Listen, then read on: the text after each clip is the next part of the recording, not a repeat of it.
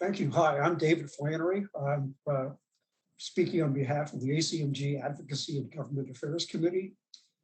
My daytime job is being Director of Telegenetics and Digital Genetics at Cleveland Clinic. We're talking about several things that are going on in this area. The VALID Act you've heard about earlier in this presentation. And as of 9/16/2021, it has been introduced in the House and in the Senate. It's been assigned to the House committee and the Senate committee, but no committee hearings or any other actions have happened to date. There's bipartisan support, but there are very few co-sponsors. It's supported by the FDA, by manufacturers, some large laboratories, and some patient groups. The manufacturers are interested in adding it to the MDUFA legislation. Let me explain what that is.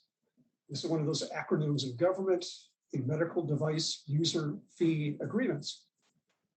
What happens is in this area here, the users actually pay a fee to be regulated. And there's different negotiations that occur regarding what these fees will be.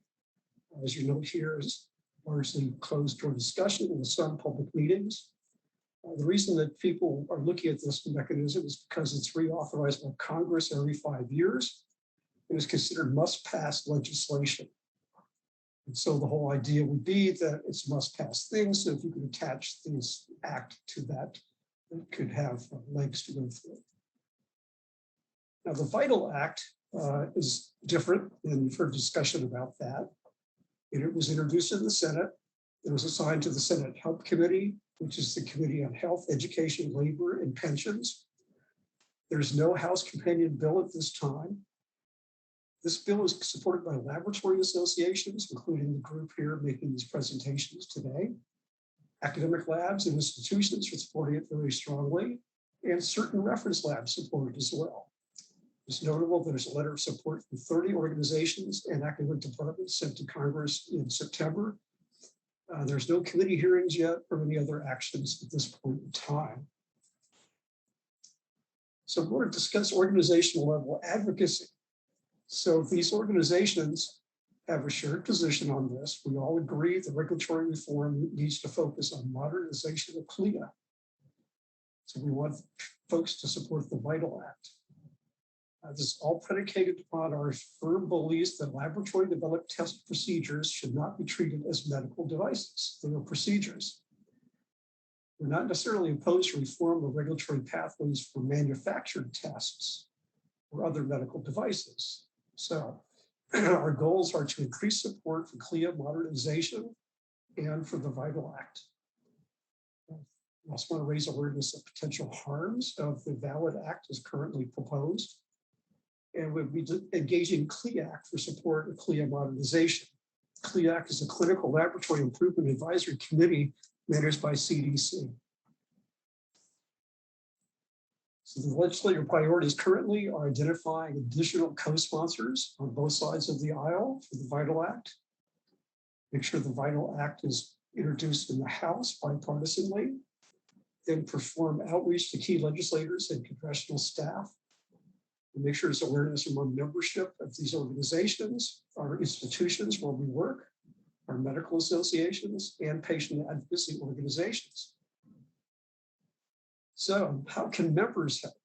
Well, one thing you can do is contact your institution's government affairs team. Explain the issue and talk about the significance to laboratories and patient care, especially if you have a laboratory at your institution, how it can impact you.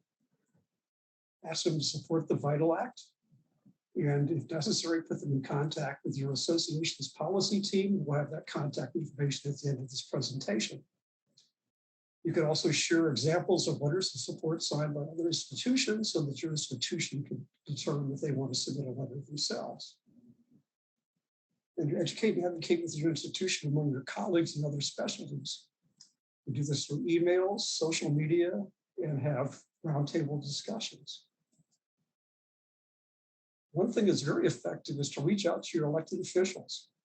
You can email them, have Twitter, they have Twitter feeds. You can make phone calls, you can request a meeting. You can invite them for a tour of the lab to explain what you do and what regulations are with CLIA and how the different acts could affect you. As an example, Dr. Chris May in Chattanooga a number of years ago reached out to her congressperson who actually came and visited her laboratory and learned a lot about the importance of LDTs and how we think they should be regulated. You want to contact your association if you have questions or need help with your outreach to a legislator. And then be on the lookout for notifications from your association about ways to get involved. There may be grassroots campaigns where they want you to interact with social media, or maybe there'd be letters.